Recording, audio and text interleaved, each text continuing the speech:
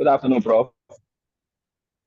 Welcome to RBF Virtual Meetup 8.0. This is the 8th edition of our virtual meetup from the Real Boys Forum. In the past, we've talked about several things like what do women want from men? We've talked about academic excellence. We've talked about, I think our very first edition was about finance and all that.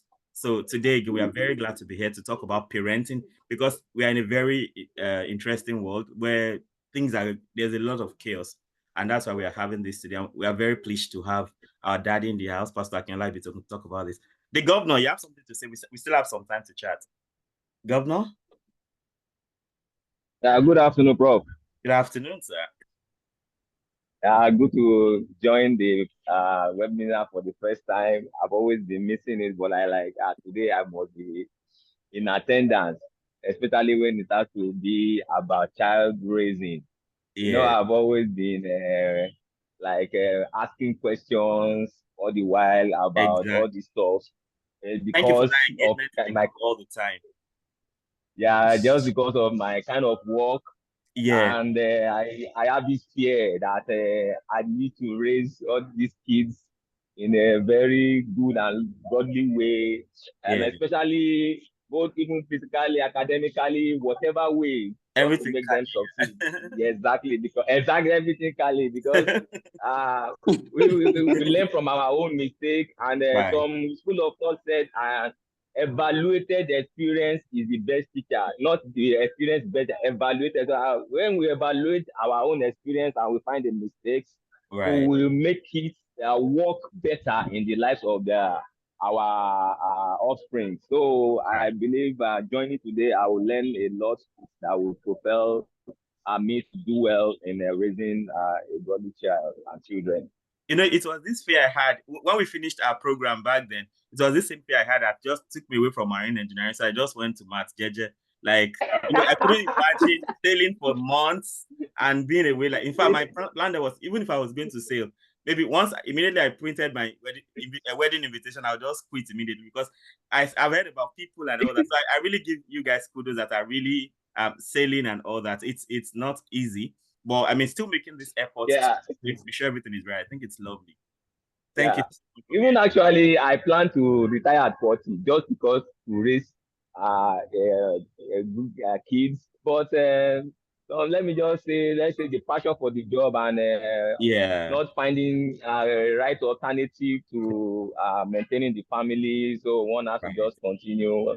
But you just have to find the means of making the children worthy children in the presence of the society and especially in the presence of God. Yeah, that's so lovely. I mean, once you are intentional, I think that's the word I was looking for. With some intentionality, definitely, there's always a way out, no matter how difficult the situation is.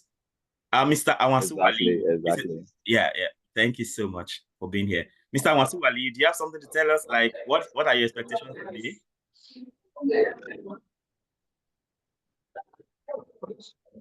Hello? Okay. All right. Okay, so another device from you is coming in. Is that recording in progress?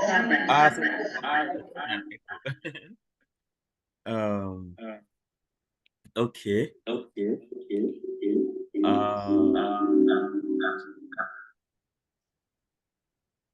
I think you have to remove this audio from one of the devices, sir.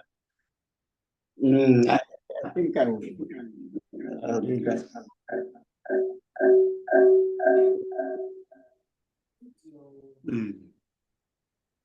Okay. Yeah, this is perfect now. Okay. We still are okay. I think it's time. So I think we just go into it. So I can play from my end, sir. Yes, sir. Okay. We don't want any electrical whatever to discontinue us. And Nigeria, they know how to take away so many things. It is well. Thank you so much. In fact, when I saw the presentation, I was like, wow. Now I know that's possible. I've never done it before. And seeing the efforts you put into that's serious. Thank you very, very much. It's highly appreciated, sir. So just before we go into this, I just want to give a brief introduction about our daddy, Pastor Akin Ibitokun. I actually met daddy and mommy through when my wife began to work with them, and sincerely, it's one of the best experiences she's had. In fact, that her working there actually led to her master's, like what the research for her master's degree, because she worked on non-profit. So because of her experience working as Christian Heritage Ministries, so that crafted her thesis looking at non-profit organizations and things like that. And you know, and that so our first paper was published on single mothers in Japan. So the interest is just like aligning with that serious experience. Thank you very much for the platform. Please tell her to come and begin to deliver. We are looking for her. Actually, we're always available. She doesn't need to come very physically like that. It may be just like I am now with you. She has to begin to come on board. Yes, we will connect. I've told her that. In fact, some ladies have been disturbing her about maybe having something like real girls forum, but she's very busy with so many things. But I know it's just a matter of time.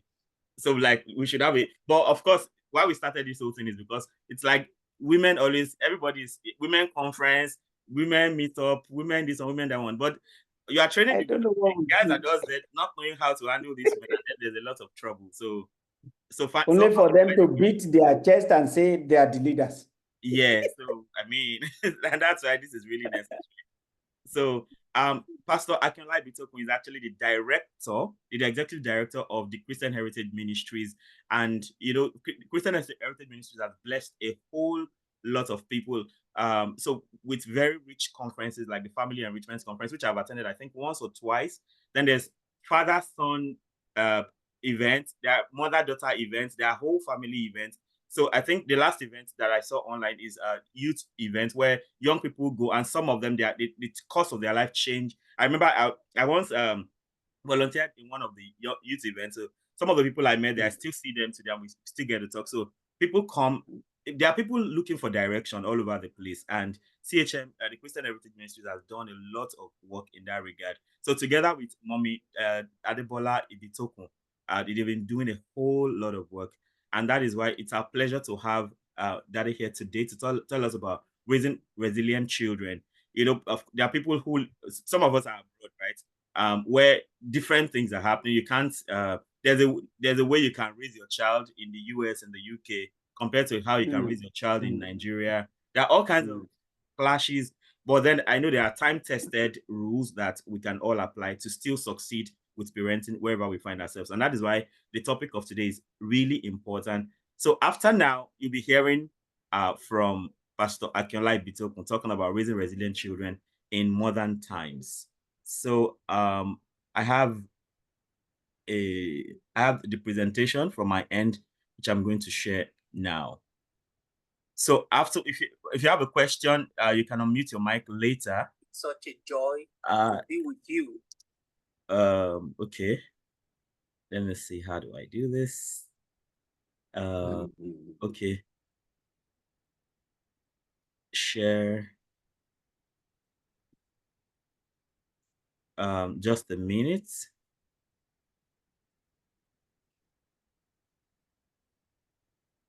It's so.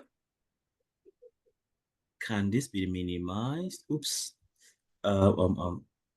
This is serious. Let me see. Share. Okay. Then can I come in here? Yes. Can everybody see this? Joy to be with you. Yes. Okay. What about the audio? Good. What about the audio? No audio yet. Okay. It's such a joy. How about now? With you. Okay. Fine. So, yes, we have audio. Awesome. Excellent. Okay, so we go on. Raising. Right.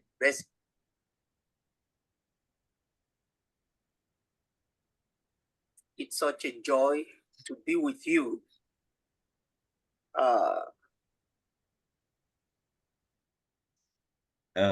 Discussing raising resilient children.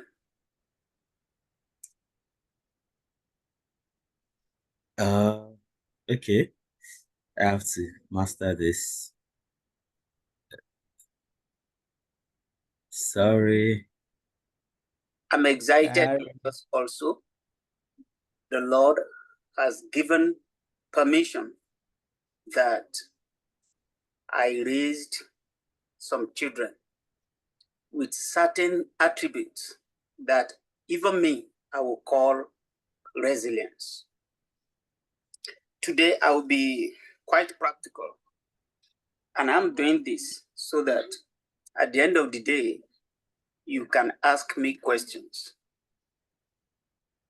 Permit me also quickly to appreciate my very own brother, Emmanuel, a man I love so much, but I'm actually thinking about. So it looks like one has to be really careful. Sorry. You want me to try it from this end? I think I should be fine. I think the only thing is that I can't. I don't think I can afford to do anything else when it's.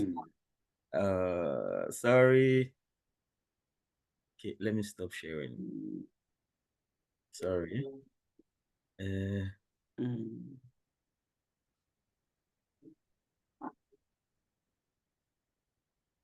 Or better still, I think I should share screen so that there'll be a bit more flexibility.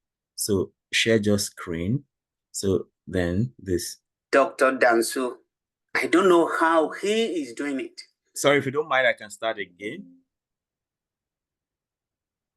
Okay. It's such a joy to be with you.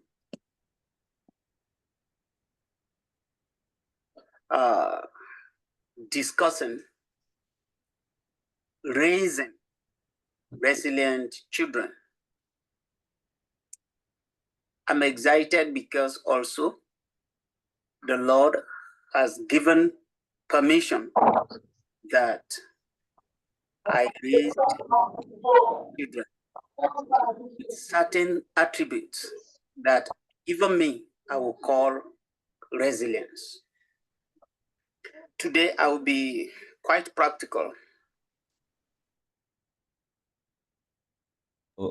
It looks like I can't do anything else once it's on.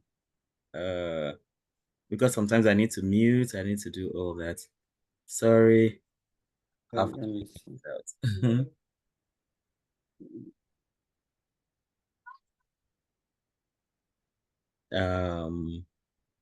And I'm doing this so that at the end of the day, you can ask me questions.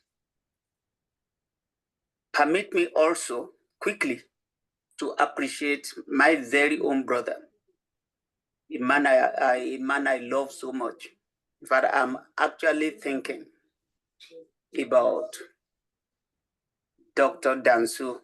I don't know how he is doing it.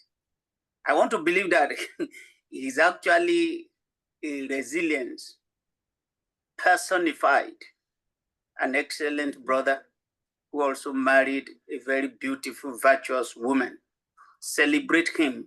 And I'm not taking it for granted that I've been called to do this. Thank you sincerely. And may the Lord bless you in Jesus' name. Amen. Now, as we look into this topic, I want to say that God is more interested in your character. Rick Warren said it, that God is more interested in our character than he is interested in our comfort. And that has to do with when you are alive, there will be some tough situations you will face. Now, facing challenges about life is an inevitability. You don't say, yeah, I'm not going for that. I want to be comfortable. If you want to be comfortable, you cannot amount to greatness.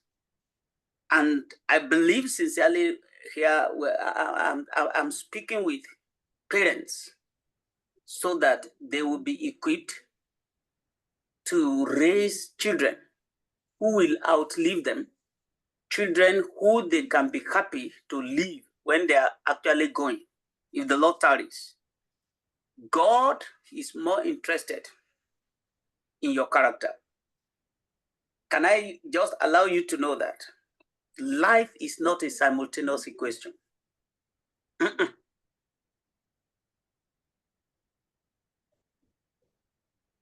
Simultaneous equation, when you put it in graph, it is a straight line.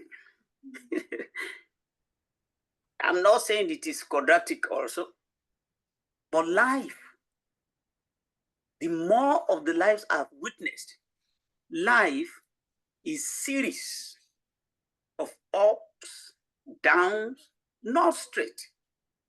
It has never been straight, and it is not going to become straight now. So we should raise our children to be tough, because life is tough, and it will take the tough to keep going. Robert Chula released a book and he said, tough times never last. Tough people do. So flow with me as we navigate together the aspect of resilience. Let's build together. Resilience. Resilience precedes excellence. We like to say that we are excellent, but you cannot be excellent except you are actually resilient. You don't do anything to fail. But when it comes to success, it is tough. You do things. It has to be done. Okay? Let's just forge ahead. And I will tell you that understanding what resilience is will help us. Now, life is a series. Permit me, I just love this man. He's also from Rick Warren, the one who wrote that book called Purpose Driven Life. He said, life is a series of problems. Either you are in one now, or you are just coming out of one, or you are getting ready to go into another. It's all about problems. It's all about challenges. It's all about difficulties. So what is resilience? Resilience, to be resilient, is the process and outcome of successfully adapting to difficult and challenging life experiences, especially through mental, emotional, and behavioral flexibility and adjustments to external and internal demands. Life will demand from you what some people will call the staying power, especially when there are challenges. If you keep on succeeding, if you keep on experiencing outcomes that people will say, let's clap for him. As a matter of fact, if you are going to be champion, if you are going to be named among the champions, it is because you have overcome several hurdles. Now, let's give you some psychological insight here. Psychological research demonstrates that the resources and skills associated with resilience can be cultivated and practiced. Now, many times, people easily throw in the towel. It's like, well, I don't want this. I can't go through all those challenges. I don't know. I just like my life to be cool and all that. If you want your life to be cool, I've said that it's not a simultaneous equation. It's not a straight line. If you like it to be cool, it's not, success is not inborn. It has to be acquired. It has to be cultivated. It is this aspect that parents should cultivate: toughness, staying power, resilience, as we will call it, in their children, that I want us to know that nobody brings that kind of attribute from heaven. We develop it here. We do not only develop it, we flow with it here. And we need to be tested to see that we can actually handle tough situations. Now, what is the role of parents? Because when we are saying you want to raise resilient children, then we are saying that you are a parent. And let me quickly drop this ball also. Parenting is from cradle to the grave. You are a parent to your child from when that child is born to when you, as parents, die. Whether you are a mother or you are a father, you don't stop parenting. You continue to parent until you go. And that's why I like to say, babies can't raise themselves. Babies can't raise babies. Parents raise babies from home. Many people have made mistakes. Why? They look at people and they just feel that we throw our child into school and everything will be all right. But it doesn't flow that way. You need to be raised by people. And the best way to do it is that you are raised from home. And when we talk of home, the home is led by the father or by whosoever parent. Babies can't raise babies.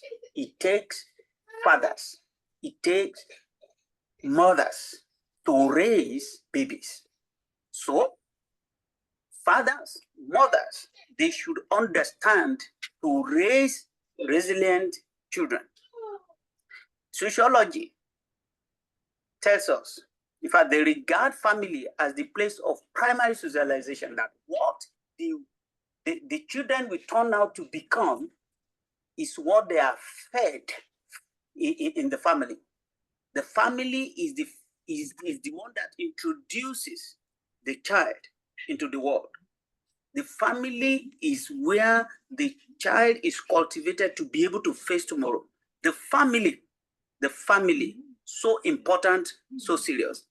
The word of God says truthfully that you need to cultivate your child.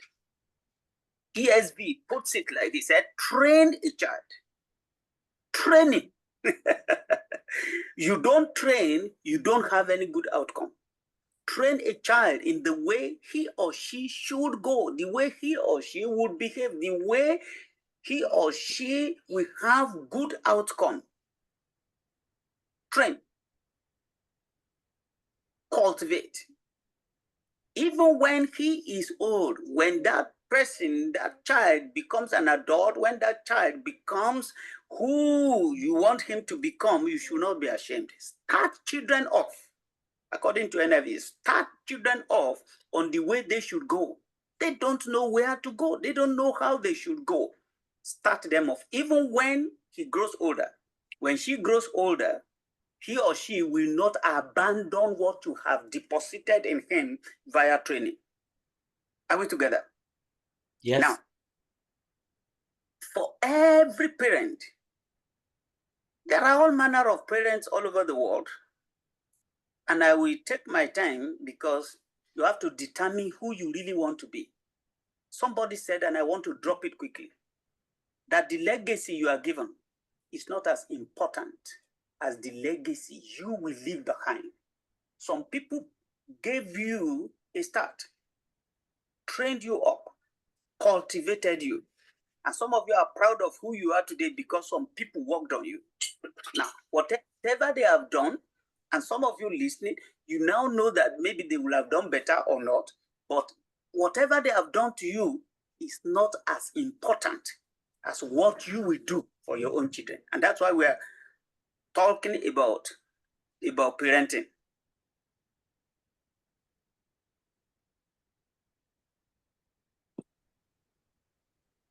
Parenting as a team.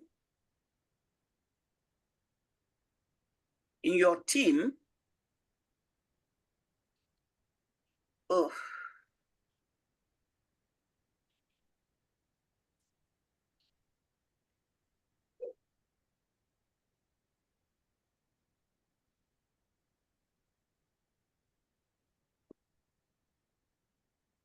parenting as a team. I want to quickly let you see sincerely that I recognize that parenting is hard. I recognize that parenting is not easy, like just bringing up a child. It's not the same thing as saying, this is my offspring. Bringing to birth is easy. Parenting is hard. I've seen many women bring forth children. I'm actually so amazed because I've seen mad women also bringing to birth. But it's a different ballgame altogether when we are talking of bringing children forth to do what they should do. Bringing them to be competent to face life purposefully and meaningfully is what we call parenting. And when we get to that level, it is not for cowards. I remember Dr. Dobson wrote a book and said, parenting, not for cowards. It is a joint responsibility. At pregnancy and bringing to birth, the work is majorly that of the mother. Once babies arrive, a huge understanding should be on both the father and the mother to unite and do parenting. They should unite and forge the child ahead. Put him or her through what life is. He or she does not know what life entails. You have grown, you have experienced life. Let him or her be prepared. Once babies arrive, I think I need to talk to fathers here, because many times fathers just leave the mothers to it. That is cruel. That's not correct. Your wife carries the baby for 9 months. You don't know anything about the baby. The baby is born. She feeds the baby, breastfeeding. A whole year, the baby knows the mother more than you. I want to say sincerely here that fathers should compete for the attention of the children so that they will be able to parent. Competition for that attention is important. Once our child comes to the world, especially me, I started competing with my wife, not for anything evil. I started to compete for the attention and join her well in the upbringing. For when it is lopsided, the problem also is that you are possibly going to raise a dysfunctional child. But when you are both united to train, united to discipline, united to control, united to cultivate, united about so many wonderful things with which the child will be resilient about life, then you are on your way.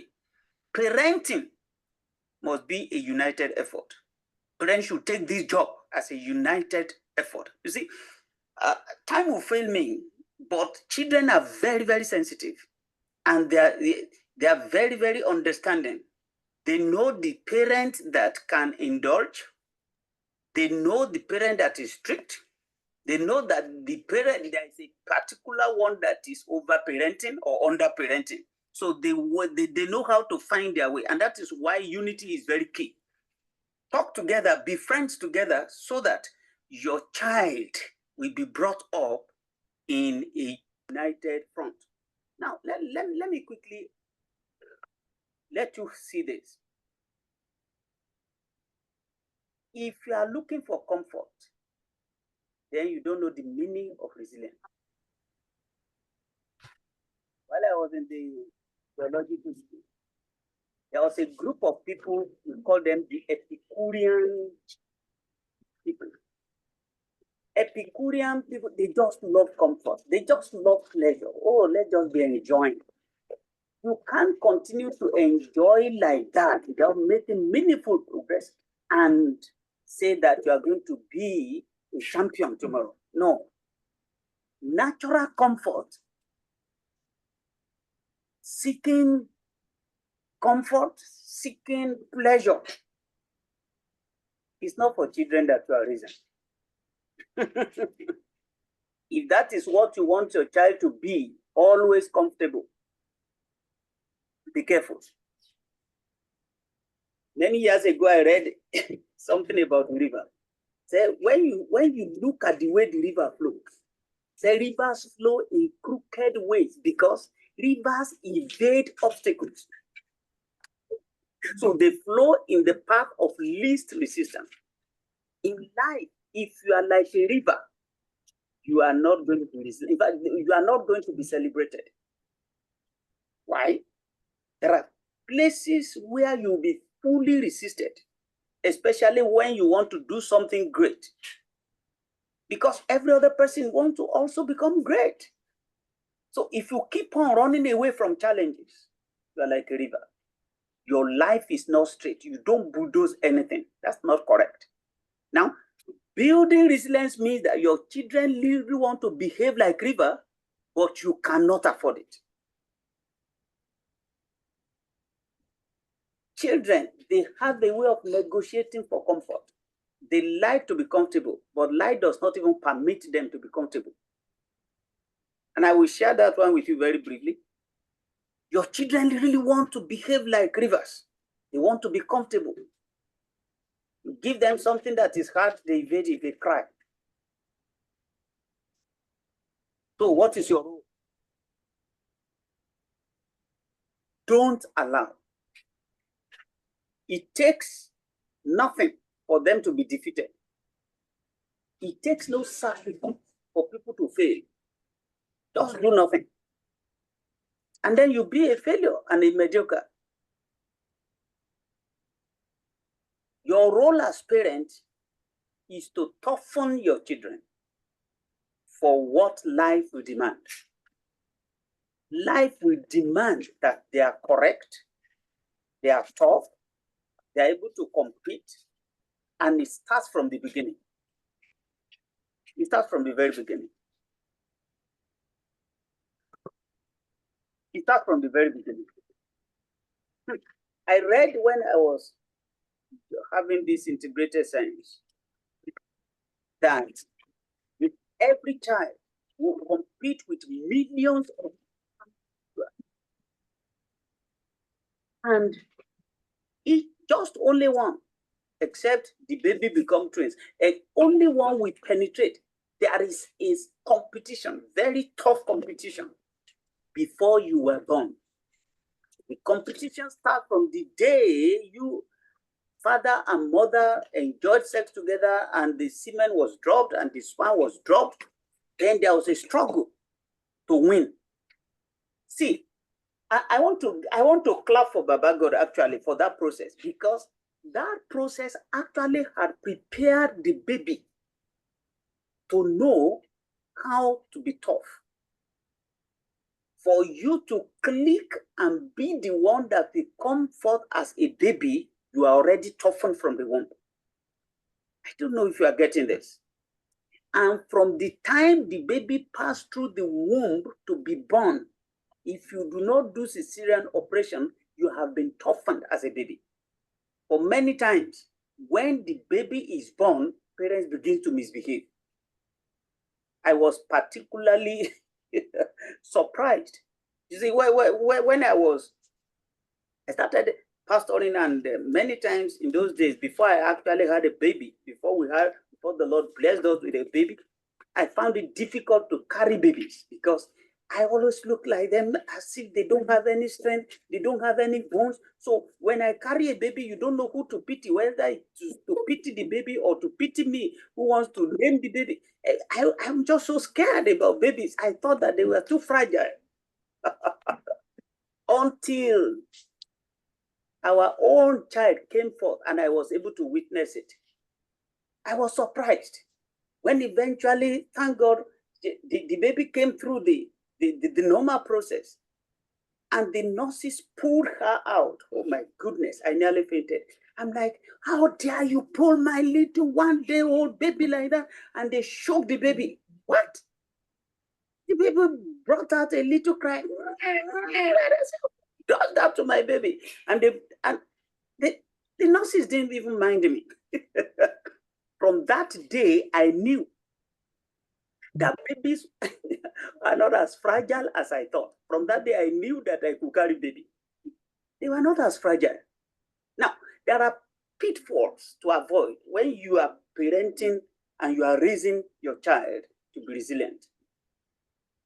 Listen, some parents underparent. So let's talk about overparenting and underparenting. Some parents do overparenting while some do underparenting. To do overparenting is that you don't allow the child to do anything. The child wants to eat, you are, some of you almost can want to even pee for the child. Oh, my child is crying. Oh my goodness, nothing should happen to them. Everything you just provide. It's not correct. There are days as she's growing or as the baby is growing, he or she must learn to stand alone.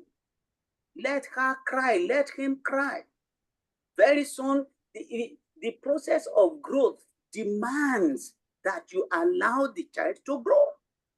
When you keep on doing everything for the child, you are raise a child that will not be able to compete in the future. And that is overparenting. Overparenting. Overparenting. I don't know, but I will soon talk about being strict and being indulgent. Some do underparenting, in which case they are very, very absent from their children. They don't do enough as parents. That is also very, very bad. Now, let's flow ahead, because somewhere along the line, you may be able to see what you are doing now that must be corrected.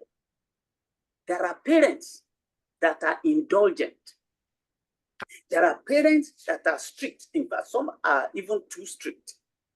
But I just love God. In most of the instances, God, as we have seen by research, will put father and mother together, and in most cases, they are different in approach. One is strict, the other is a little bit indulgent.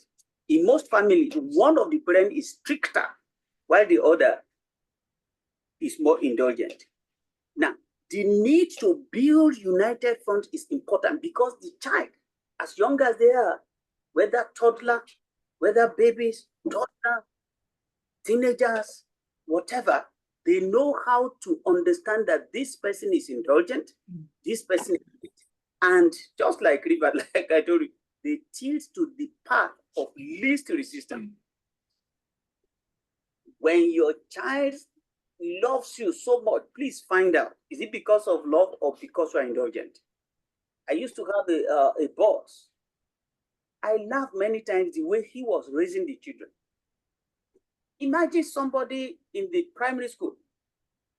Imagine a boy, age 3, age 4, age 5. You've bought textbooks. He comes back home, the textbook, they are torn. He doesn't care about it. And you buy another one. And I saw my boss one day talking to the children. Say, you see, children, I don't know. This thing is not as cheap as you think. You be careful. You see, if you continue like this, we may not be able to have more books to buy, okay? So you just have to be careful, right? Please, you just have to understand. The children look towards it. They don't even understand. They don't know the meaning of currency. They don't know.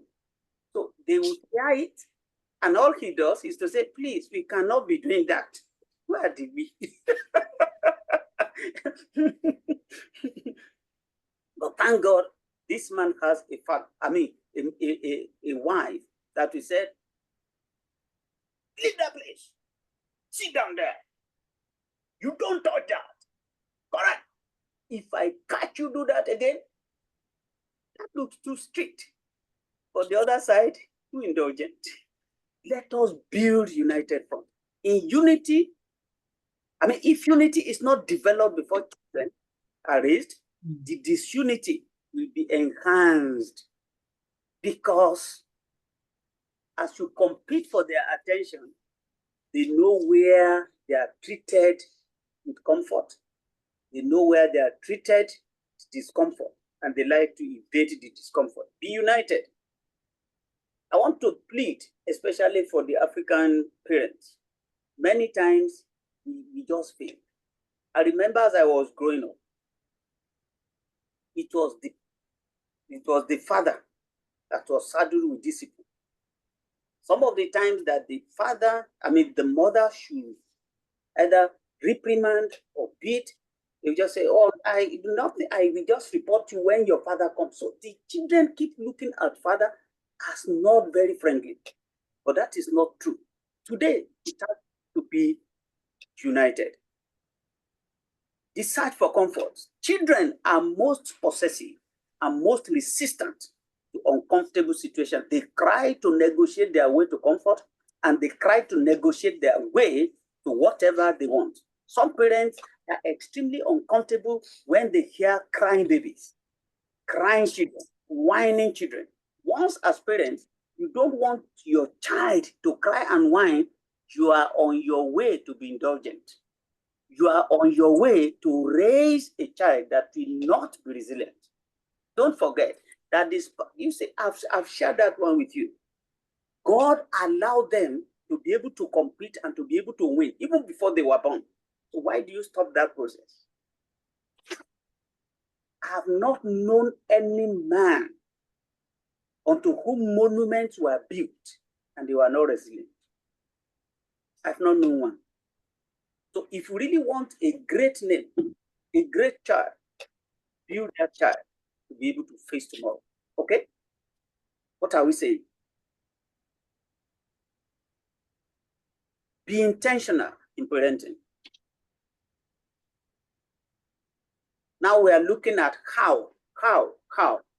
Again, I want to say, many of us, we graduate from the university of our parents. We saw the way we were raised. We saw the way they raised us. If you don't do something meaningful, you just do parenting exactly the way your father and mother did it. We should be able to do it, improve on what our father did, what our mother did, and the only way you can do that is to be intentional. Intentionality in parenting is key. Don't be acted upon. Please don't be reactive. Be proactive. Sit down. From the day you are getting married, please be intentional. Find out what kind of children we want to raise. Discuss with your wife, discuss with your husband, be united, like I said, be intentional.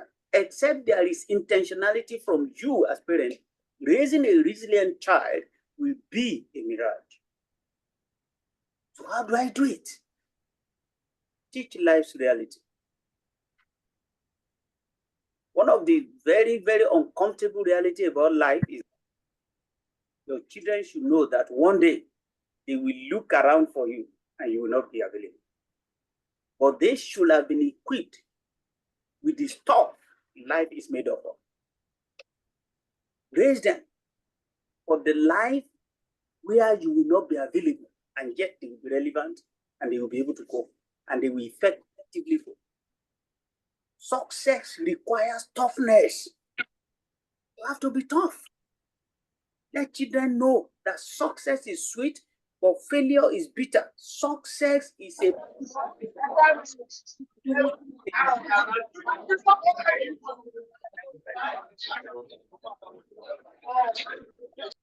parents does not seriously mean the success of children, because it has to be individual.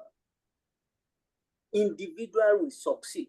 That's why you discover that no matter how gifted and how many certificates a father has, the day he dies, the children cannot inherit those certificates.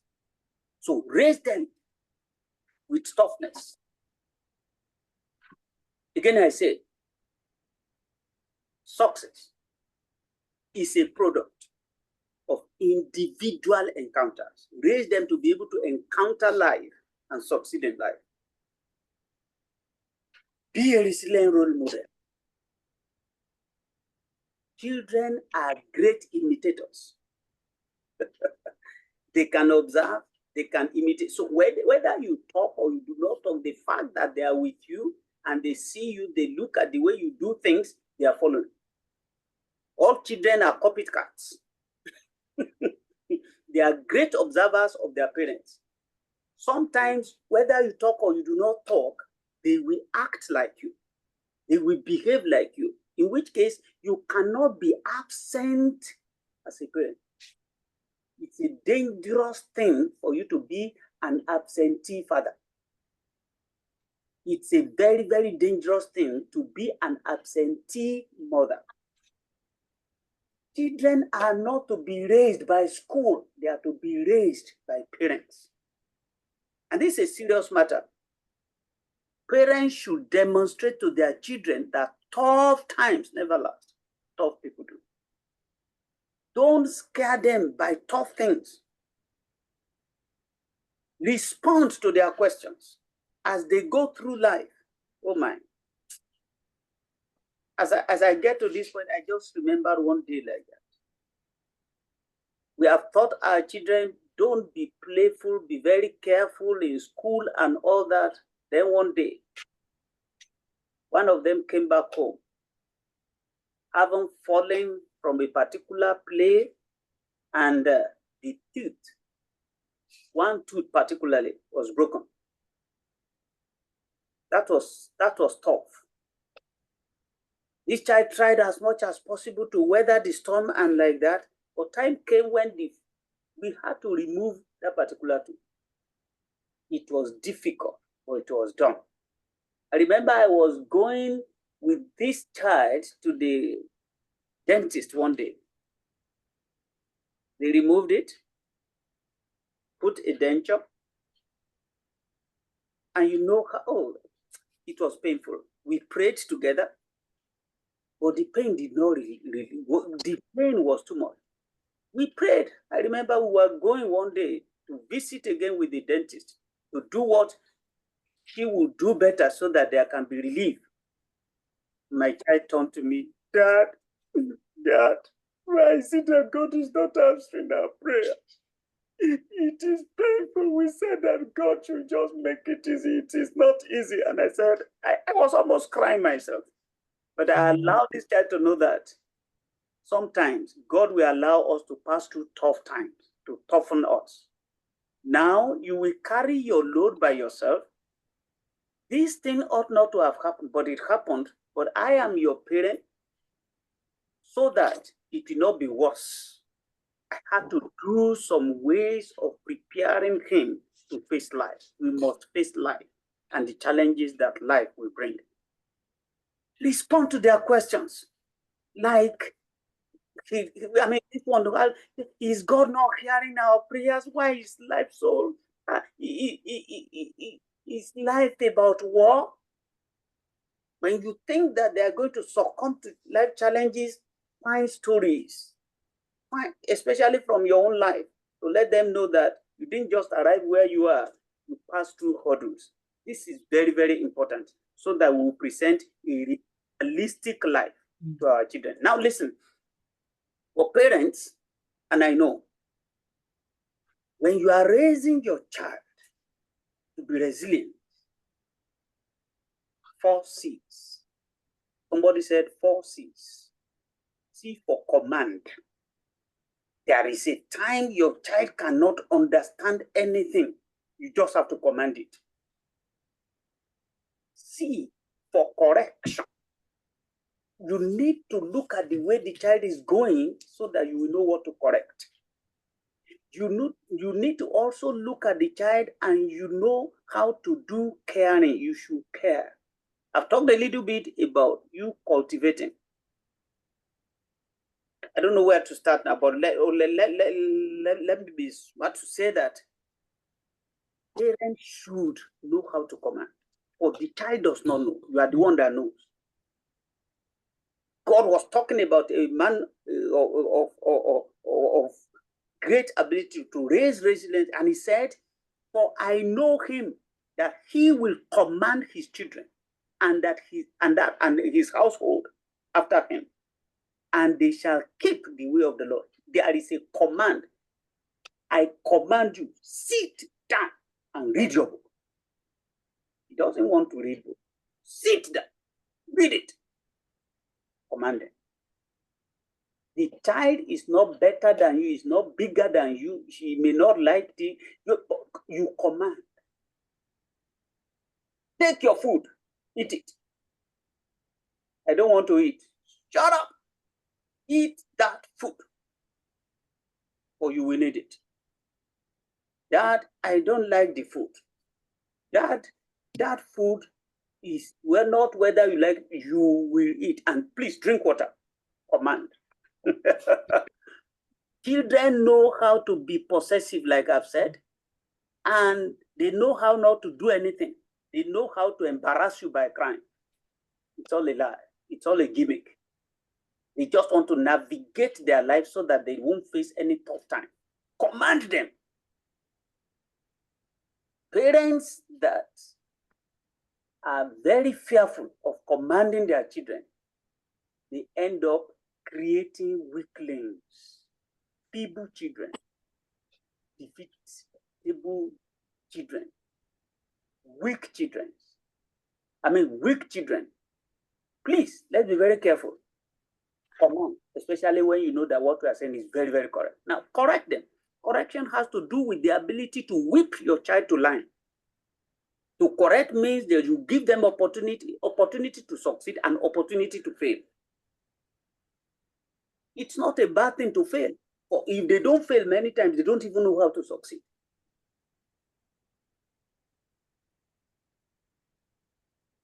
There is a benefit in failure. Let them fail, or let them fail forward. Let them fail so that they will know how not to do certain things the way they do. There is how to care. That's the third C now. It is because you care about your children's future that you raise them to be resilient. Or you know that the stuff that life is made of is not easy. To raise them to be able to face it and withstand it.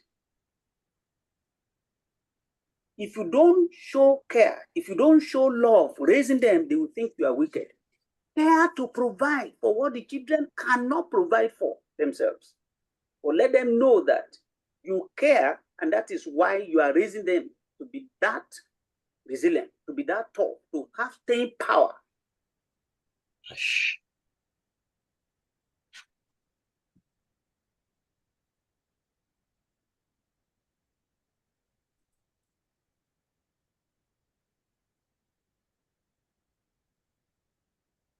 Does not mean to do it.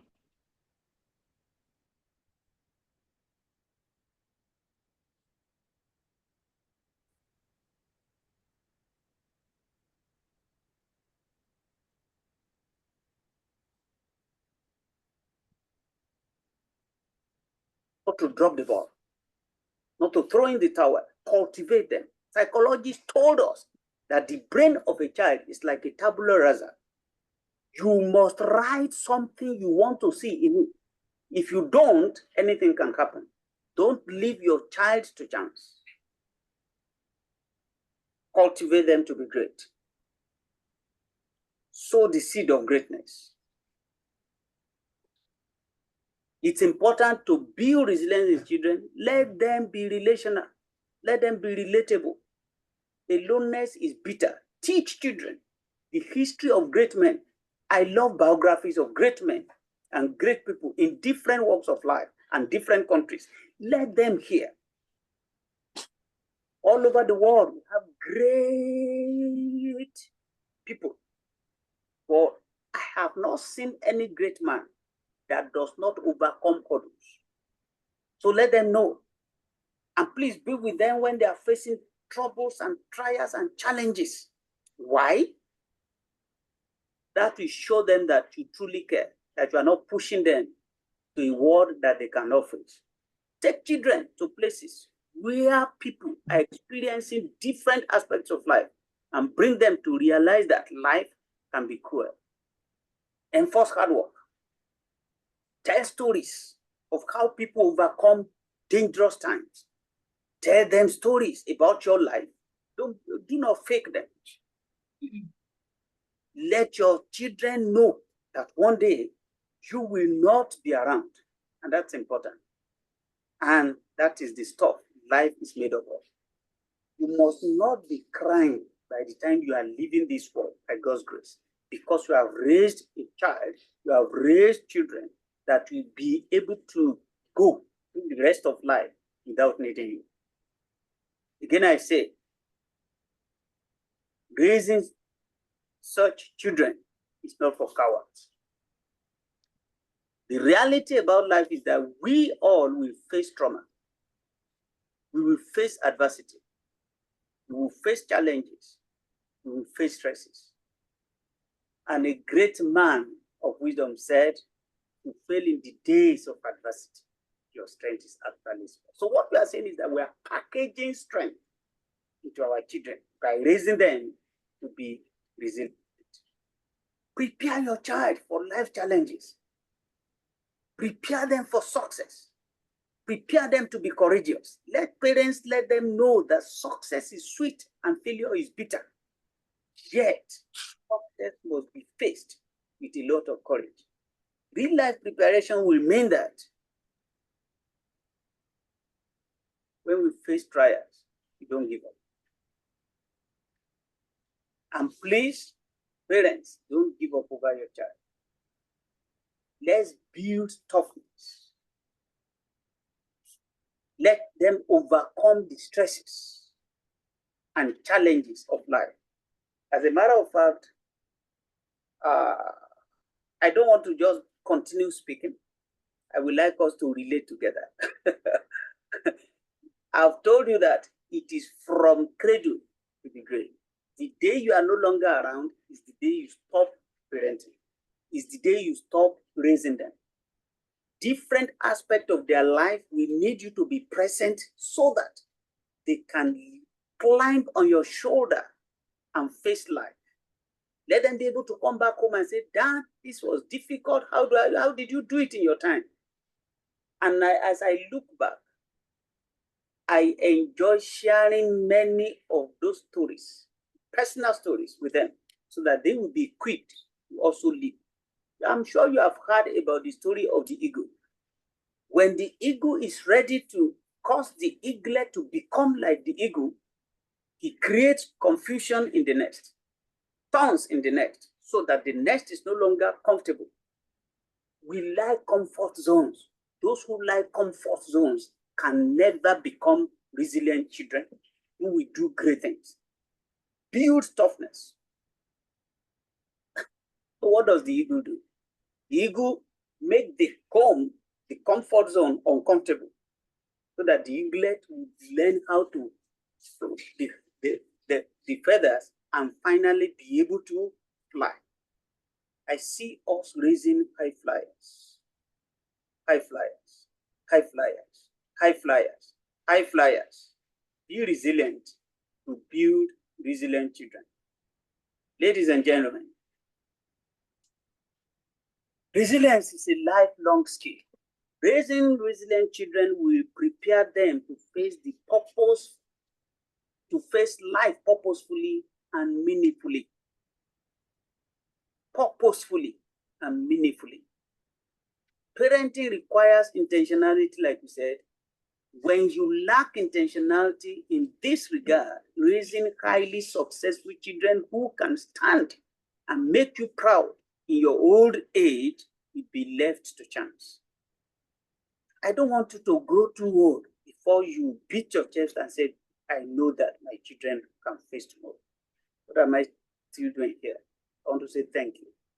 And I know you have some questions or contributions, so I'm going to stop now. Thank you for giving me the benefit of your listening. And I'm very, very grateful. Thank you. Wow. Can you say something in the chat or mute your mic if you have a question? Okay, no questions so far. So if you have questions, you want to unmute, maybe you can raise your hand for recognition, or you can just type in the chat. Thank you very much for that powerful one. Someone said, okay, that should be Damilola Defredi, said this is resource packed, sir. I agree. It's such a big one. Thank you very much. I know a lot of effort went into that. Okay. iPhone. Normally, I was skeptical in admitting this person because the instruction is show us a full name. But I felt, okay, by faith, I just admitted the person. So resilience in different culture, not to forget the foundational culture of your relationship with God, is very important as you raise our children in another nation or nations from where you're coming from. Okay, I think the person is just trying to say raising kids in the context of God's word, no matter where we find ourselves or something like that. Thank you so much, iPhone. Yeah, so any questions, please? Any questions? Any question? You want to unmute yourself?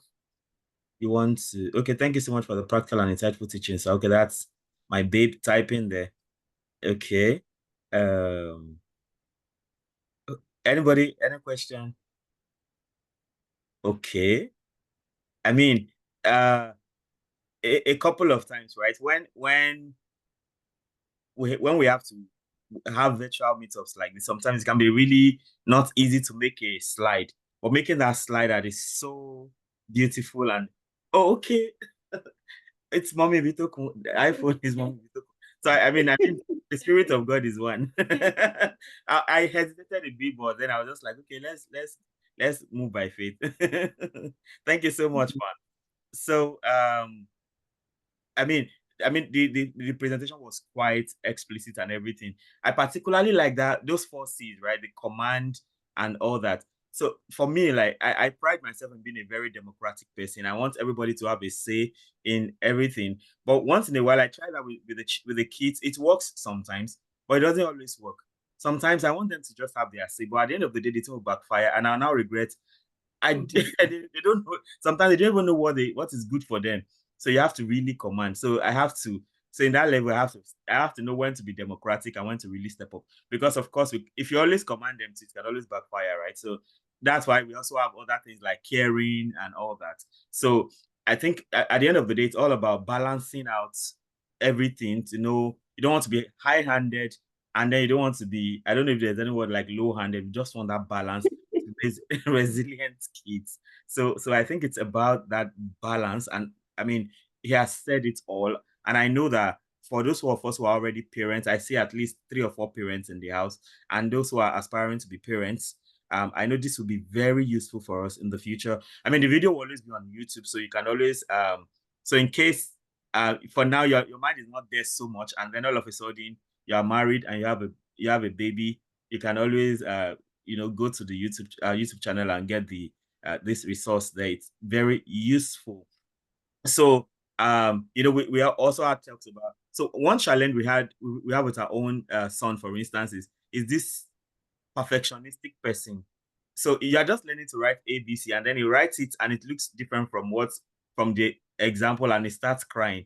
And we have to constantly tell him that, see, it's normal, it's okay to not get it right the first time. You can always improve, you can always do better. So if you don't get it right at once, don't worry.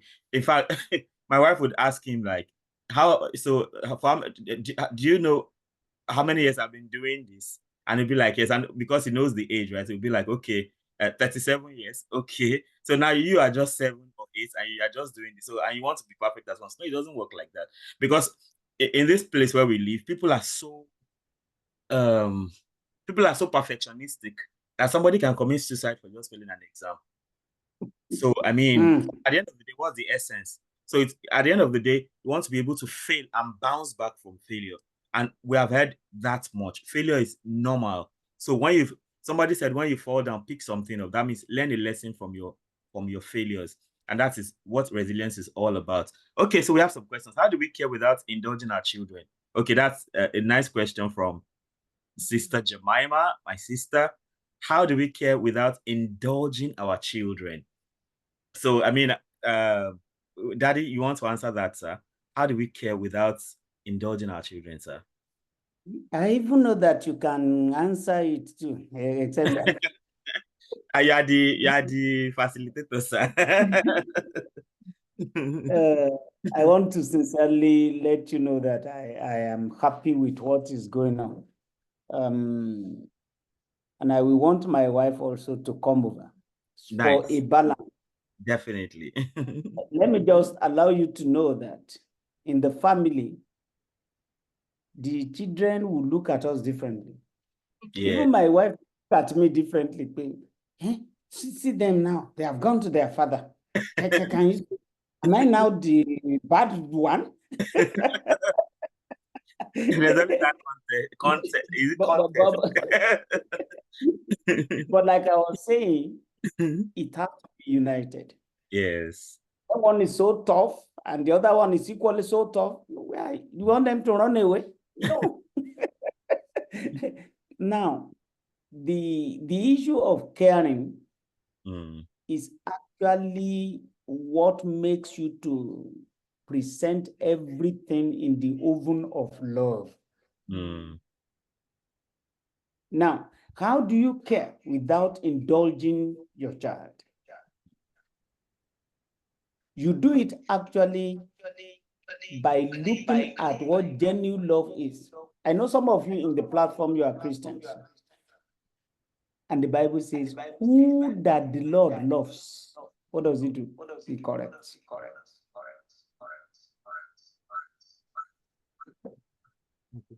He does not only correct, he chastens, he disciplines. And the reason is that if you don't discipline, your care will be a question mark, because there will be a repeat for performance of that which will be painful.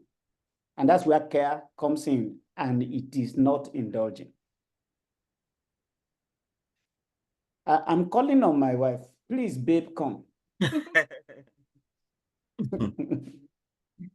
I was calling her babe recently, and somebody said, "You are grandma." Is babe? I said, to me, she is my babe. Yeah. Babe, please come. Grandma, come and sit. Come and sit where I just stood up. Good. From here it's good afternoon. Good. Thank you for this platform. I don't know if it's the devices flashing. An example or a story quickly came to me. There was this teenager, a girl, at the stage of writing WAEC. She will write, she will fail. Fortunately for her, she had a brother ahead of her, and the brother is brilliant. You don't have any problem with him. He studies and he gets it right straight once. I think she had to sit for WAEC, our Nigerian exam, 3 times before she could make it. And every time they check the result and she's not doing well, the mother will say, in our language, "You will repeat it. Don't worry, you will repeat it." All those people that pass, how many heads they have? She will say, "Well, you go ahead and do it." And then I think the 3rd time she told her parents that, "Don't compare me with my brother. Let me go and find a place to study or to start selling things, or you open something for me." But yet, the mother keeps telling her that you will still do it. You'll still sit for that exam and you will pass it without indulging. But the dad, I think on the other side, on the other end, will either just go mute or leave her alone or not do anything. Another example, let me just give myself. My parents were very tough. My mom, tough. My dad, just a little bit mild. And I also remember failing an exam. Instead of my dad to punish or whatever, he took me out, bought me some good things, and then came back home and said, "You are going back to that school. You are going to that same school and repeat it." Because at that time, in my own time, is either your parents will move you from that school for the shame and all that. And what did that do to me? Made me to be able to stand, both to face things, whether it is good or bad. After getting me all the chocolates and all that, I felt, I'm good now. There's no point. But he now came down. He knew what I did not like. And he took me back to that school. The set behind me. He said, "Now, you in front. Your seat is in front. You must sit in front and then listen." I wept. I cried. He said, "You will still make it. Just go." And he left me there. He didn't even come back to do any visitation. He only communicates via a teacher also. So you can also build this. You won't be extreme. At the same time, at least he bought me chocolates. Right. He made me so feel good. it's not wickedness, not hatred. For the other person, for the other parent too, the mother kept speaking nice words. Right. But it didn't reduce the discipline. You wake up and read, you study, and when we need to go out, we do. But not that we are not going to start saying, "Hey, you see, because you did not make it, let's go to the market and give you what you want." Like you said, it's a river. Give you Oh, you want to start work? Yes, you can start. Oh, after all, there are some people that work and then they did this. That's not the line I want you to. So I think that should be able to answer that question. How do we balance the wrestling attitude without going to the extreme with discipline? I think that's if I'm the one that is always against the child's will, which is something I know is good for the child, but the child sees me as a bad parent. What do I do in such case? Time will tell. The children we have these days also like you to have conversations with them. That's from the D governor. They like you to have conversations with them. And so sometimes if it's a boy, you can do father-son chats.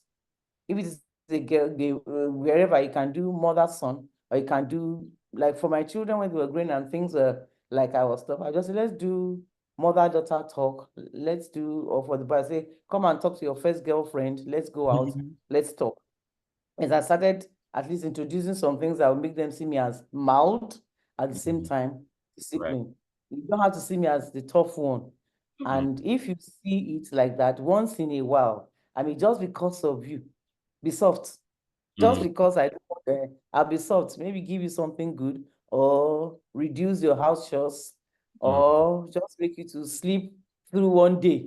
But after that one day, you will still come back and do what I want you to do. I say that when you bring in the tough, you bring in the soft, you do reprimand and you do reward.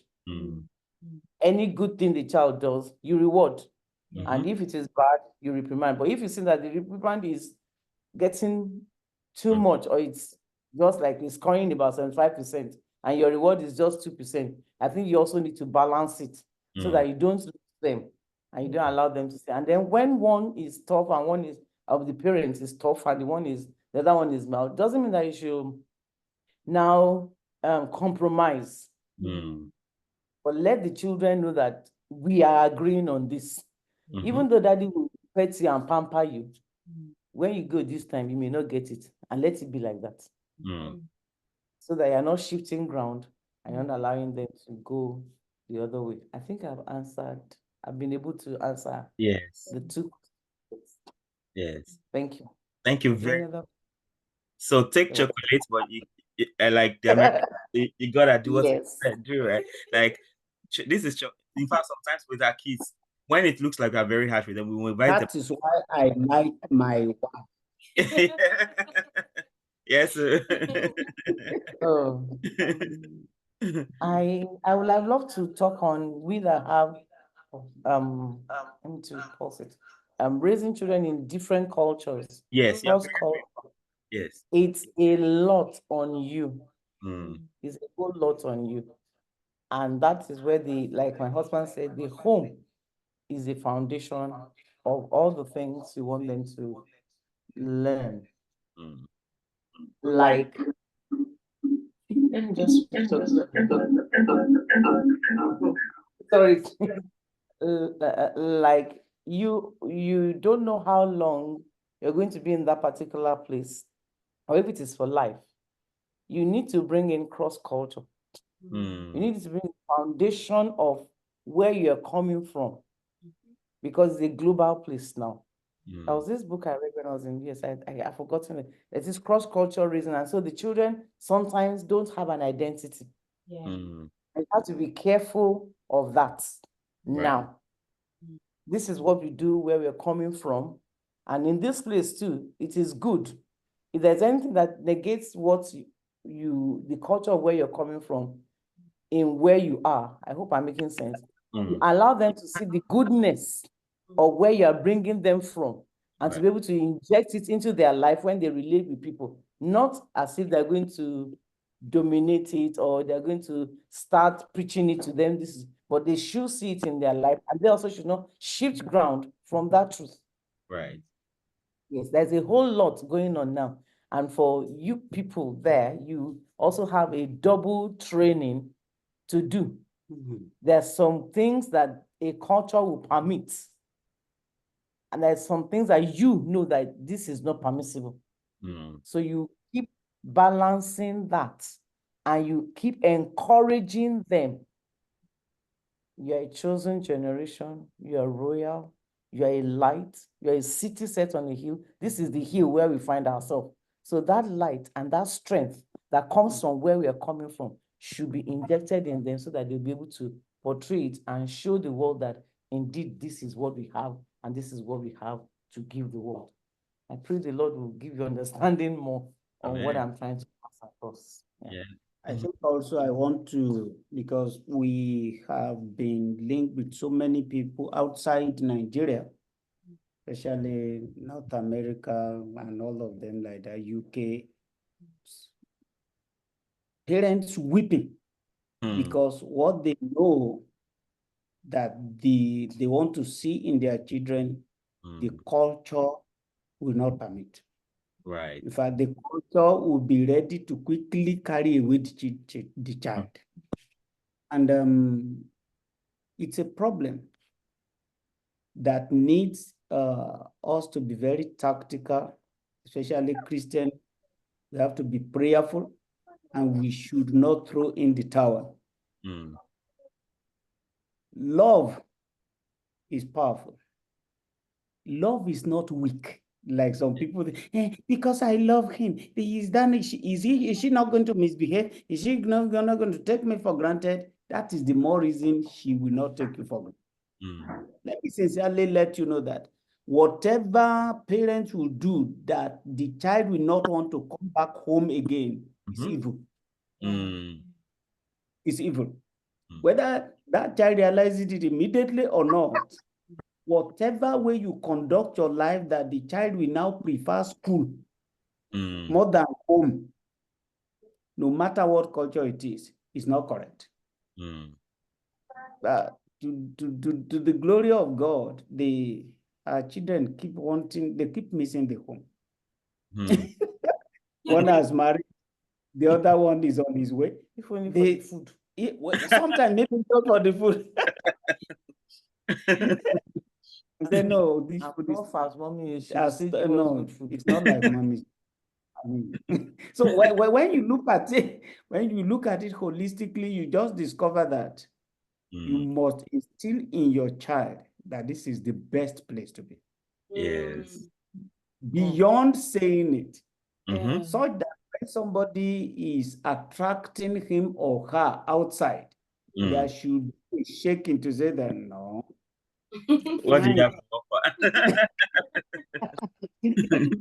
I told my girl child, for example, what do you need? I'm your first, not just dad, I'm your best friend. And I remember even when she had become teenager, youth and all that, we were together to sack some guys out of her life. I mean, we did it. Interestingly, she's there. Maybe she will tell us her experience. I mean, no matter the culture, they should be able to come back and say, Dad, I don't understand what is going on. This is what this person is saying. Right. They should trust you more than they trust them. Whatever skill you need to do that, sincerely, I'm praying that the Lord will give everyone listening. Amen. Skill must be, you must have it. Yeah. I am a student of history. I love history. It makes you wise. Yeah. One of the things that have been very painful to me is that people look at Africa as if everything bad is from Africa. It's not true. Yes. It's not true. If you are not careful, if they sow that thing into your child, no.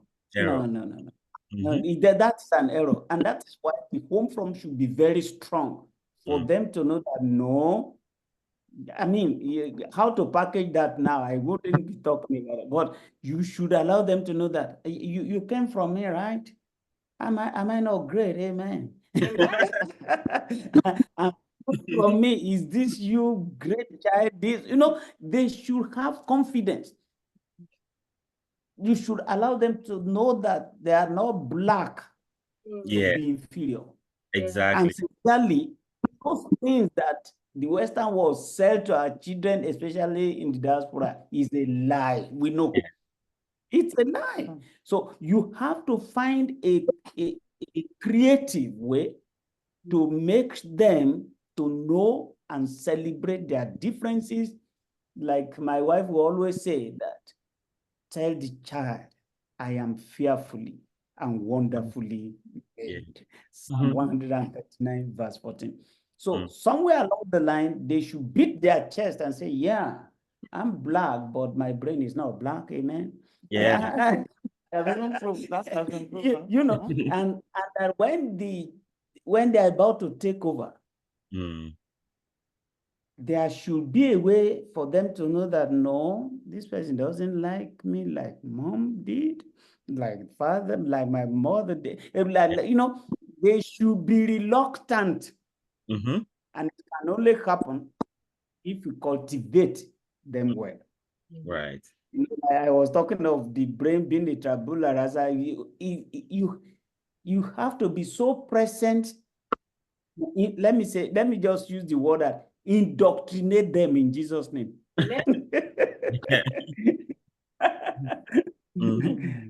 And they should be proud of what you are doing to them. Yes.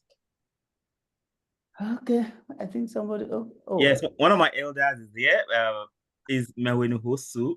He said, this is what I call tackling a societal problem from the root. The most promising, most viable approach. Kudos to those who initiated and are promoting this. Thank you so much for that nice comment, sir. We are very pleased to have you here. You know, we have a specific advantage in this particular virtual meetup. You know, Daddy Akin Ibitokun has talked to us. Mommy has talked to us. But then we have their results right here, and that's Jemima. Do you want to tell us something? What did you learn from Daddy and Mommy that you're also teaching your own children now? Or that you my goodness. Oh my God.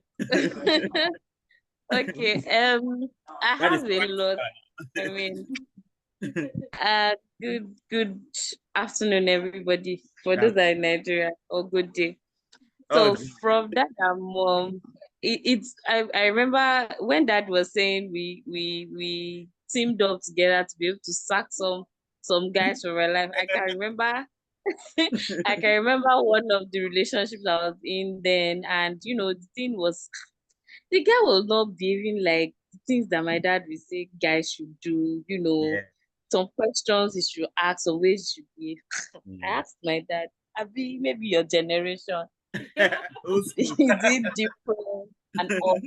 And I remember us having a chat that we were in his car that day, you know, he drove me around, and I thought that Ashibi, he has a car too. He has never even ventured to even open the door and all of those things. Like, we're just chatting right from gist, making jest of him, and then to serious. And then he said, whoever would not treat you so way shouldn't do this. I was able to like open up a little more, you know, get deeper and explain a few things to him. And then he gave me like a number of tasks to start doing. By the time I'd not even gotten to, I think we had about 6 or 7 things on that list. I'd not gotten to the fourth, and then the relationship started shaking. The guy started, you know, you know, and the guy started, you know, showing a whole lot of, and I said, and when all those started, you know, the talks and, you know, confrontation from his end, I'm like, I never even finished. Augustine. I think we have reached the end of the road. Wow. And you know, I could go back to him and you know, cry my tears without judgment, and move on again. And he was still even want to encourage me and say, okay, so after how many months now? Nobody. Wow. I mean, is it that you shut your heart to love and all of that? No, now you have to move on. So stuff like that. It was easy to talk to them. And then in all of this, don't think my mom wasn't there. Of course. No, she would say her own, you know, in the motherly way and move on. And then one thing I also learned from my dad was storytelling. I'm still praying to God, because I remember telling me that once I give birth, if I get to a point where my storytelling skills is not enough, I'll come and adopt them. And you know, my dad would turn everything into a story. I mean, he would literally, even when he's disciplining you, and you know it is discipline, my dad turned everything into a story. Money, finances, there's a story for it. Even if it is not his own, he has a book for something, that he has a chapter we would read on. So I feel like they made me to be intentional about, okay, if I'm raising my child, I have to have at least 1 or 2 reference points to every action that I want to take at home. Food, why are we not eating so and so? If there's a question like that, I should have, even if not the full answer, a comfortable answer off the top of my head at that moment. Wow. Yeah. So I think the whole breakthrough is around creating that environment where people can freely express themselves. You know, we have sometimes, you know, most of the times we have this background where, you know, you can't just say anything. Like, you just obey. You're meant to just obey the rules. Just obey. You can't speak up. Yeah. No, there was a time for just obey. Okay. And I think, yes, there was a time for, I remember there were rules in primary school. I know by the time I got to age 10, I noticed that there was a little dialogue. It wasn't just command anymore. You have the chance to dialogue, to ask one more question before you actually take the command. That kind of a thing. Wow. You know, when that says go and sleep, and you're saying you can still have but I still have something to do. Yeah. Okay, it can be okay when you finish, go and sleep. Okay. I give you, then it starts getting to, I give you 20 minutes to go and sleep. So you now hear we are sleeping by 10:30. You tell you by 9. So you can so you can do what you want to do between that time. So it moved from go and sleep to we are sleeping by 10:30, and then after some time it moves to what else do you have to do? You should sleep early. Okay. You should sleep early. So there were it was a transition. I mean, thinking about it now, I think they really try. It must have been a bit hard for them, you know, giving us giving us not common. Yeah. So I mean that's stuff. Like, it's not that kind of giving us that dialogue time. Yeah. I remember there was a time also I would dialogue with my mom on what to wear, and I would say this is what my friends are wearing, and then we would, at some point, she would also resolve to, that is what they are wearing. Are you in their house? Exactly. This is my house. This is what we do here. And again, I had to take it because, again, I'm not in their house. So if they're eating cockroach, I'm not eating cockroach in my house. What if they offer them something else? And, you know, trying to be there like them, they were able to distinctly say, yes, we are all Yoruba, but this is our Yoruba. We are in the priesthood. My mom will say, if you know that you can't go by this, why are you in the priesthood? That's another. Why are you in the priesthood? That's another thing. So different ways they will tell you to make sure that, you know, this is who you are. Make others realize who you are. And then I remember there was a rule by the time we got a lot older, my parents would say, let it not be so bad that you cannot come home and tell us first. Wow. I mean, it got so bad that the rule was very explicit that my dad mentioned to me that if you get pregnant, the first person you should tell, yes, outside wedlock, the first person you should tell is your mother. Yeah, for you to understand how important that is. For you to understand how important that was. And and the same to my brother, if you impregnate somebody, I mean, it's as bad as if you impregnate somebody, you take drugs. The first person to tell about that experience should be us. Wow. Wow. And to the glory of God, yes. I mean, whatever experiences I had, whatever things that were awkward, the first person that, okay, did you experience? I remember the first time I asked my mom, so how did you feel when you kissed my dad for the first time? She looked at me. Are you this guy trying to blow everything? I mean, it's a very excellent example. Your sins are forgiven anyway, so please go ahead. So I'm just trying to say, for me, I'm looking at it now. I know it would be getting to that point. God will help me. It was a mix of vulnerability and toughness. Exactly. For me to see the vulnerable side of my parents and also see that they are still tough. Yes. So it's a whole lot of wisdom, and I still pray every day. I still go to them, make calls, and how did you do it when you got here? And I pray that God will help us that we are coming, to think back, to think back and have such experiences too. It's interesting to say now, it wasn't nice that time. Yeah. Yes. So I see two things jump up. Now I think there was this time, in RBF, I get to write articles every day. So there was this time I was making research about age-appropriate parenting. So there's a way you treat a 0 to 1 year old. There's a way you treat a 2 to 5 year old, and all of those things. So I think some parents are stuck on the fact that, oh, this person is my baby. So from what you have said now, there's a point to get to that you become friends with your parents. But some parents, they believe that, oh, it's my baby, she's my baby. Even if you are 57 years old, they don't care. You're that baby that must just be commanded. So I think parents also need to understand that, oh, there's a point to get to that. You cannot, okay, even in Africa where you spank, there's a point your kid gets to that spanking is cancelled, if at all you ever get to do that. So I think that's another big lesson. Then, of course, the vulnerability part, right? That, sometimes you just want to be prim and proper, that, you do no wrong, as if you don't. Never cut off fresh. Yes. So that's accountability part, that, oh, when I'm able to tell my kids that, okay, now it's not normal to jump the red light, but there's an exception. The red light for pedestrian is off, but we are in a hurry, but we still have green light for the car on. So you have to explain so that it won't look like normal to do that. But most people in our context, there's no that accountability, because the father that is the lion of the tribe of their family. So so I mean, it's good we have this very good example.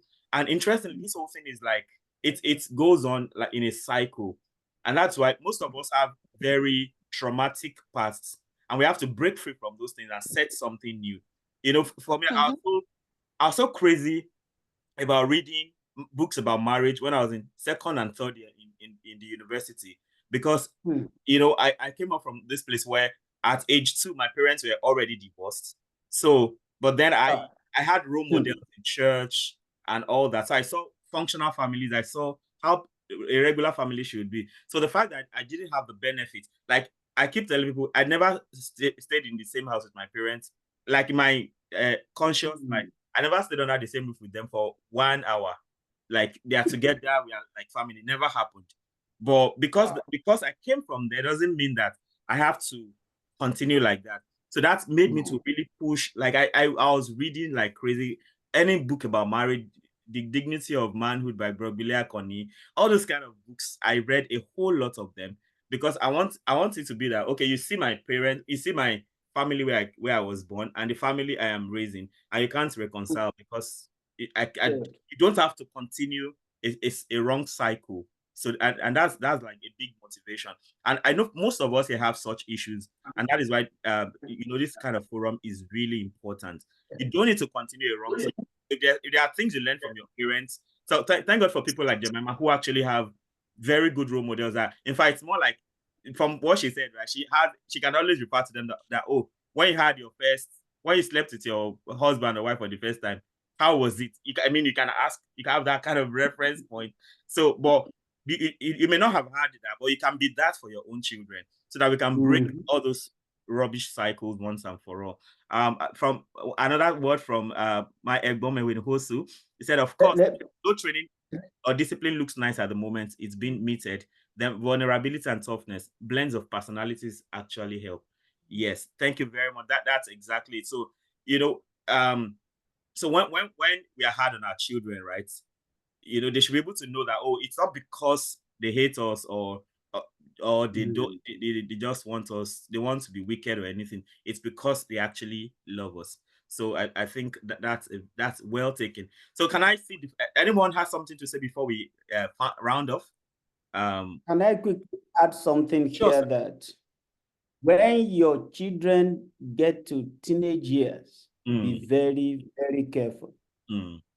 So the difference between a teenager and a youth or mature whatever is very slim.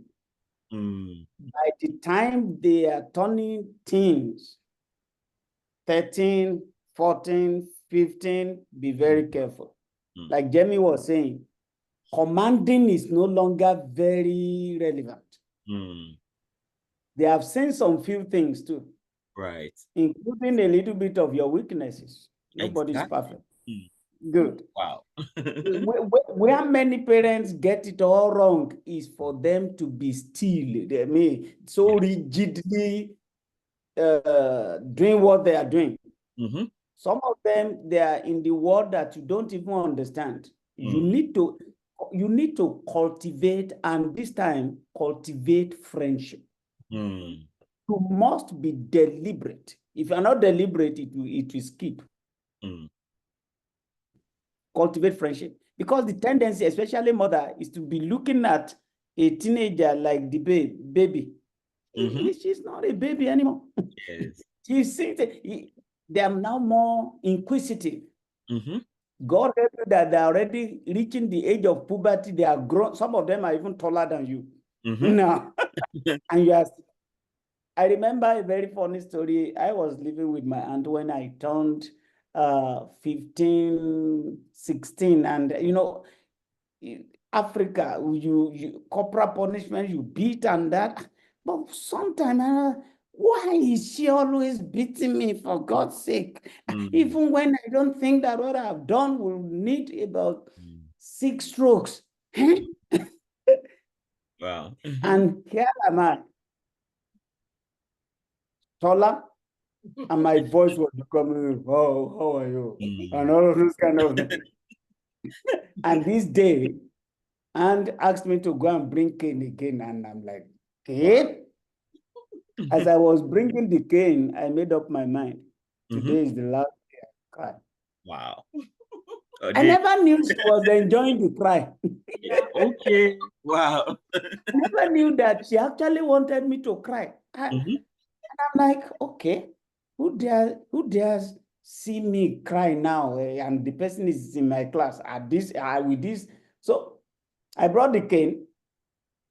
Of course, because of my height, she had to look up.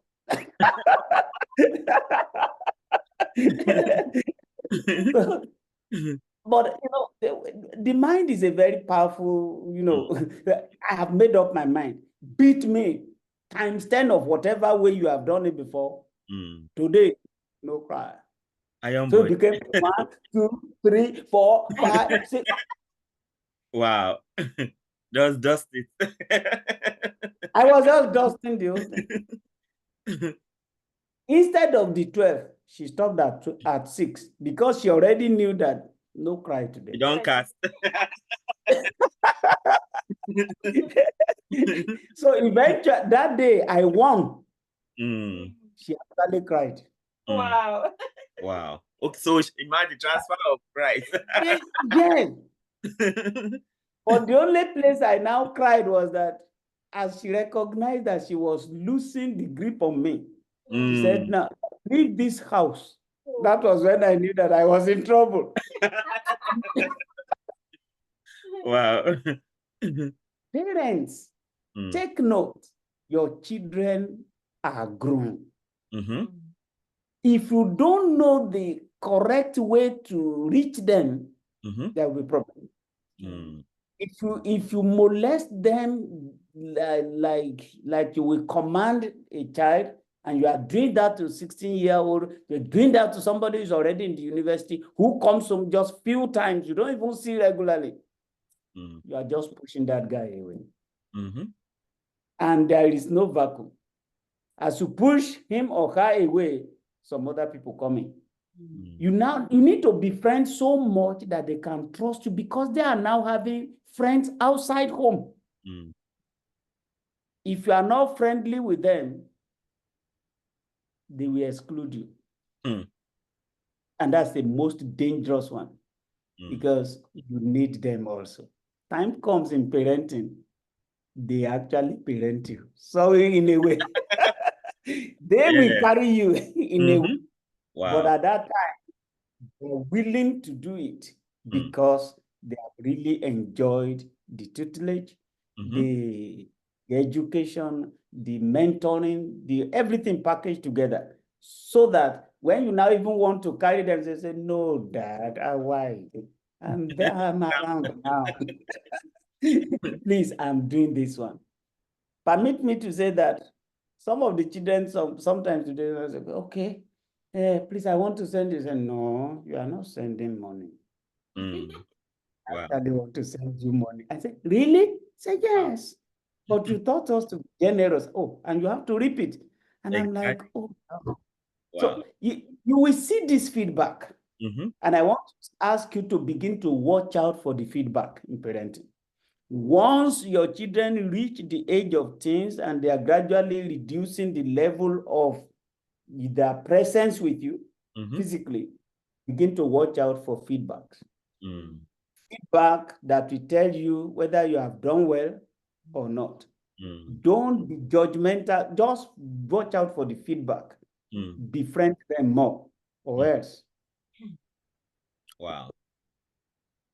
Seriously. Okay, we have yet another. In fact, I think I want I don't know the title to use for him. But I hope when he was, maybe you should just talk, sir. Just go ahead and talk to us. He's also a teacher. He's a teacher, and he has a lot of experience working with young people.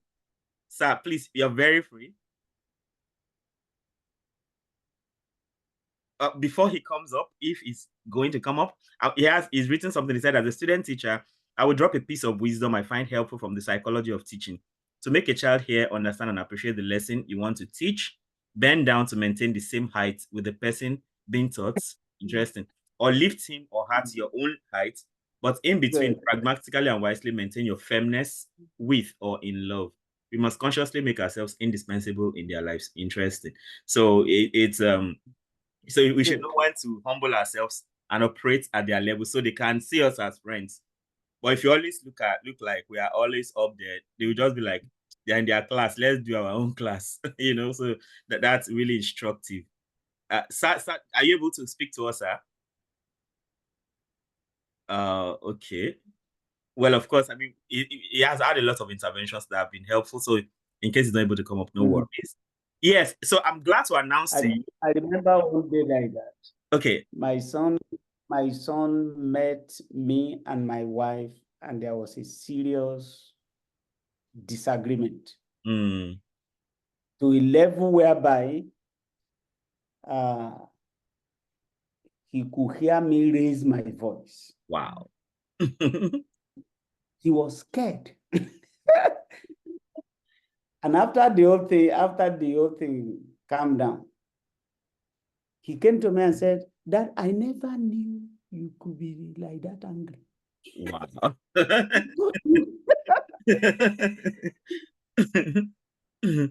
Oh, you could be angry? Then I became, I was talking about feedback. Yes. I said, how did he pick that I have never been angry? Wow. Then I knew that there's something to teach. I had to open Bible and say, yes, I could be angry. Yes. I am human. I am not a spirit. And that every human being has the emotion of anger. Yes. But there should be to manage it. Oh, said, so when mom gets you very angry, so what do you do? Wow. Do you beat? I said, yeah, not now. Never have I done that. Yet I've been angry. So how do you manage it? And it becomes a discourse. Not that you will now, is it this way by which you say you are so good? Parents should be very careful. As they grow, they will discover you. Like the story of hypocrisy and all that. Yeah, you'll be shy when they discover your weakness that you are trying to protect. Yes. There's this lady that told me the story of her mom. Said the mom was always on her. Look at your grades. Oh my goodness. In my time, who does that? I will come with this distinction, that distinction. An A student. So where are you from? The girl was just in secondary school. The girl was always scared about the mom. And then one day, they were home. There was just this wind that blew, and the whole house shook. One thing just fell from the top of the wardrobe, boom, and the hot sheet of mommy fell. White result came down.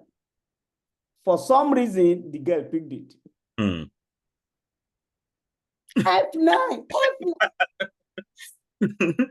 F9. Just good.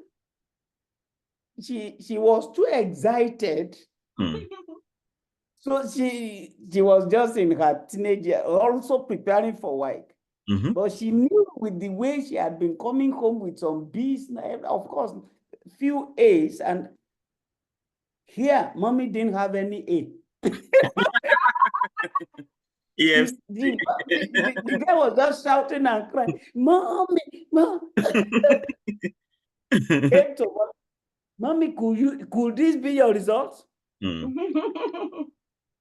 That was foolish.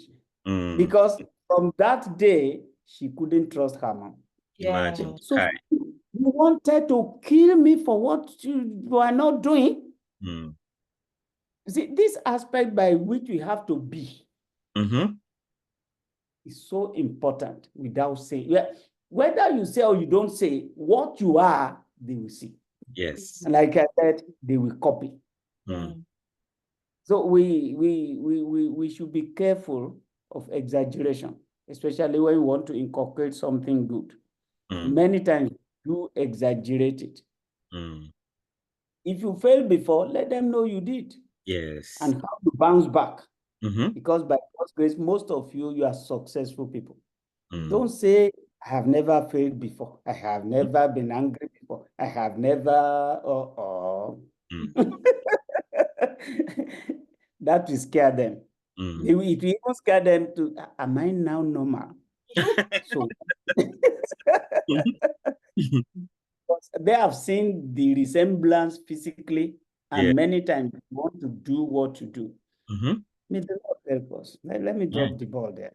Thank you so much, sir. So it's before they find us out, let them see already that, oh, this man said they go toilet too.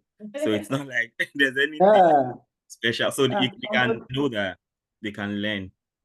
So yeah. Oh, elders. Help me talk to this man. Please, who are the elders in this place that are talking? Let it not be that he's referring to this small boy now as an. It's definitely not me. Okay, he's talking about you. Fine. It's definitely not me. Because I'm still learning how to be a child, not to talk about parenting. All right. So I mean, it's been a very nice time today, and I'm very glad to announce that the next webinar is going to be like a continuation of this one, because somebody came to me privately like, can we just learn about how to start relationships? I think that's really useful, because in the first place, if you get in correctly, other things can really follow. So, and gracefully, thank God, mommy has accepted to be with us in October for, we'll communicate the date very soon. So it will be about how to start relationships. Okay, I mean, whatever, however, I know that'll be a very nice conversation too, so that people can make the right choice from the get-go, not like, so it's easier to get it right from the beginning instead of having to repair what is broken. So that'll be, so we look forward to that time. So, and we are very grateful. We don't take it for granted that Daddy and Mommy Ibitokun, you are, I mean, the day you joined the group, I was surprised, like, how? Because I know that I am a little boy that needs a whole lot. And thank you for what you say. I'm just so grateful. Thank you so much. Huge blessing to us. Thank you also so much for the ebook you released. Yes, sir. Oh, okay. I'm going to send all the copies right after okay. Oh, they are in the group already. So yeah, they are all in the group. I'm in the group. I'm clapping already. Thank you so Thank you so much. Thank you. Thank you, Thank sir. you for the. Thank you for the. That was beautiful. Thank you so. Thank you. So thank you everyone for coming. Thank you, Dad. Your wife is there. I'm still clapping for her too, because Okay. that means that she has She's been hiding her face. a very good room to be. I'm clapping for you. Thank you, Shewa. That was beautiful. You already know that you will make a great couple. You know, thank you so much. Very good. Thank you for everything all the way. And for everyone in attendance, the governor, Ayodeji, I believe that should be Ibrahim or Timile, I'm not sure. We have two Ayodejis. I suspect this is the America one. There's the France one. I'm not sure. Then there's, of course, the Japan Margaret. There's Awasuwa Liu. There's Daiwil Olude. And there is my Medaho Mewenuhosu, who has given us, who has dropped plenty of wisdom and is still claiming that he's not an elder. We don't believe that, because we can say, oh yeah, it's the Florida Ayodeji. Thanks for being here. So see you again. Of course, for those who are members of the Real Boys Forum, if you are not a male here, sorry, the Real Boys Forum is only for men. Men from age 18 to 40. But interestingly, we also have mentors who are 40 upwards who can also. Yeah, I mean, I've said that already. Like, people have challenged my wife that she should also do something like a Real Girls Forum, but she's busy now, so she's promising that something like that is going to start at some point. And thankfully, we have board members like Jemima. I know she will willingly be of help. Thank you so much, sir. Once again, thank you, Mommy. Thank you, Jemima. Thank you, everyone, for attending. We are very glad to have this. So the interesting thing is, for those of us who are here, you can always have this video, and for those who could not attend, you can always listen to this, because very soon I'll release the link to to my personal YouTube channel. I think at some point RBF itself is going to have a YouTube channel where we are going to reroute all the videos. Thanks a lot, sir. We are very, very, very grateful. Can you tell Daddy something nice in the chat? God bless you so much, sir. Thank you so much, sir. All right, so see you again. Oh, I don't know. Can we do I think we have this culture of taking pictures. So if you're comfortable with showing us your face, you can take a quick shot. So we can do that in a moment. If you can show us your face, fine. If not, that's okay. Yes. Okay. Governor. Yeah. Okay. So let me go.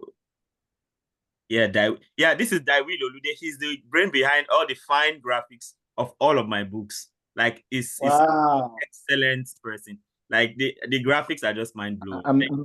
Being a great guy all the time. God bless you. You are shy, Abby. You finished your first class from OAU in fine arts. Maybe let me add to your shyness. Wow. So he's such an excellent brother. God bless you so much. All right, so I'm going. Thank you, sir. Taking one. Let me take another one.